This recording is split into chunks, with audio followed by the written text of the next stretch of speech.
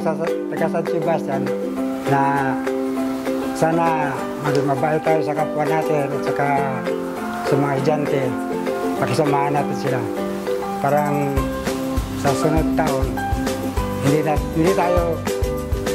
tayo mapabayaan at lagi sila nandito sa San Sebastian. Sana sa mga susunod na taon, maging masaya pa rin. Continuous ba ang buhay para successful? Lalong-lalo na dito sa Baste. Bilang gwardiya, masaya ako para sa lahat. Sana po yung mga kaklase ko po maging active sa mga activities sa Foundation Day. Keep the fire burning and to continue forming the minds and the hearts of our students. That's all. Congratulations to all the awardees.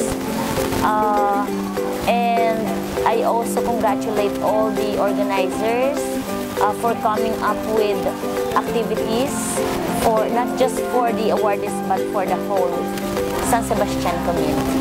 For SSCR Manila, keep on producing globally competitive and morally upright Christian students.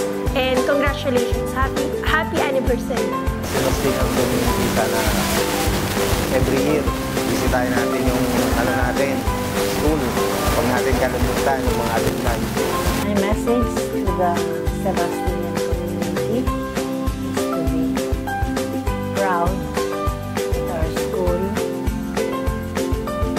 has reached this far.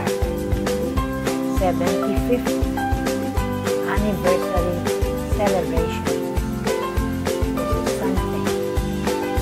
So through the years, San Sebastian College has proven its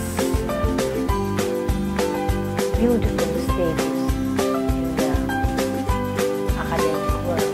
Message ko sa Sebastian community ngayon at sa mga graduate na mga alumnus kagaya ko. Keep up the good work. Mahalin nyo pa ang Baste kasi we're so proud na naging prada kami ng San Sebastian College Recoletos, Manila.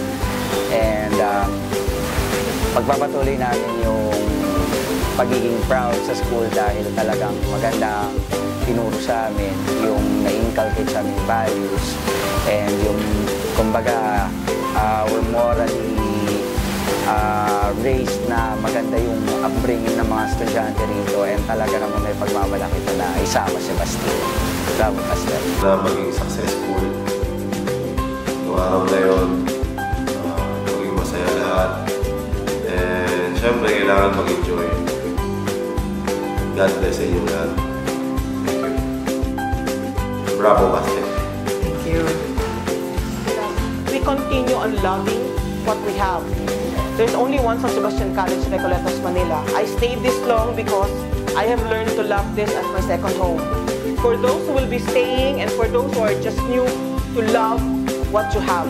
Message is specifically for the 75th celebration. Hindi lahat ng eskwelahan, hindi lahat ng institusyon umaabot sa ganitong pagkakataon. No? And this, I think, is a manifestation of yung laki ng pagpapalang ibinigay ng Panginoon sa eskwelahan natin at sa lahat ng mga taong naging bahagi ng eskwelahan na to. So, my dear friends, dear Sebastianians, I hope you all come and join us in this celebration kahit saan man kayo naroon. Bravo, Baste!